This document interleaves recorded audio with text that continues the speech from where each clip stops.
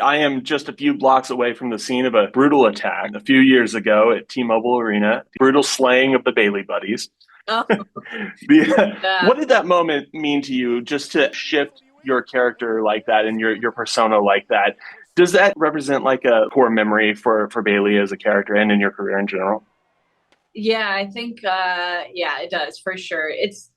I don't know. Sometimes I think about where I would be with the fans because when I became a bad guy, I felt like I lost a genuine connection with fans where it was like, oh, they don't know how they feel about me or whether they still want to like me or what it was. Like it was a genuine disconnection. So sometimes I still think about like, man, I wonder if I never would have done that, where I would be now, or if I would be better, or if I'd be off worse. But then I think about times like during the pandemic. I don't know if that character would have been able to last through the pandemic and have the type of success that I did then.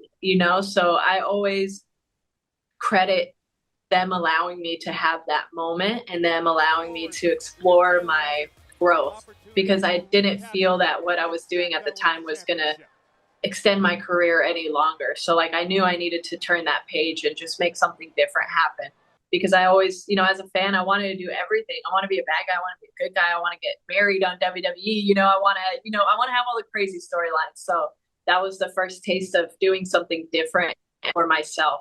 I catered to a lot of fans coming in, but that was something I felt I needed for my career. So I don't regret that at all.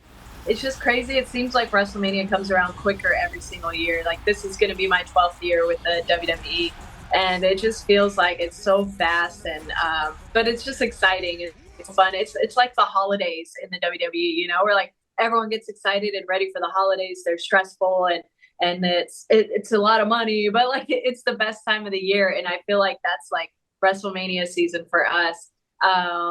I'm really excited. Just going off of last year, like knowing that feeling of preparing for it and knowing that feeling of being a part of it. I think within the WWE, within our division and our locker rooms, as well as the fans, ours get more exciting every year. And I might be a little biased to say that we steal the show sometimes, most of the time. But like I think that it's just a very exciting match to be a part of, and it's so exciting for fans to watch and to know what it leads to. The winner gets to go to WrestleMania, and like who's going to get that big moment, who's going to get that big spotlight. It's really just the best.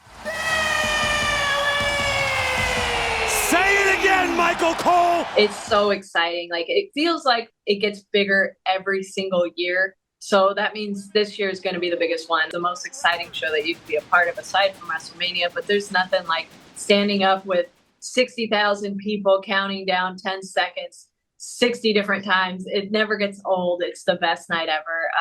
And yeah, you get a first glimpse at what the main event of WrestleMania is going to be.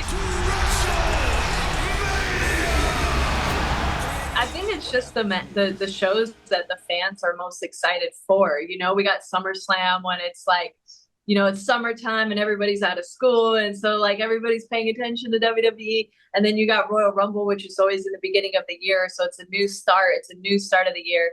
And then WrestleMania, it's always been a big production. It's always been the biggest deal. It's always been the goal and it's called WrestleMania, like Mania. You could add Mania to anything. You could say Coffee Mania, and it's got to be the coffee of all time.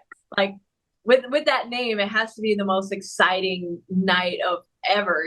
When I was a kid thinking about WrestleMania, it always felt like it was a completely different world and it was its own planet. Like I didn't know where I could go to these shows because it just seemed like it was its own bubble, its own world. That's how big it is.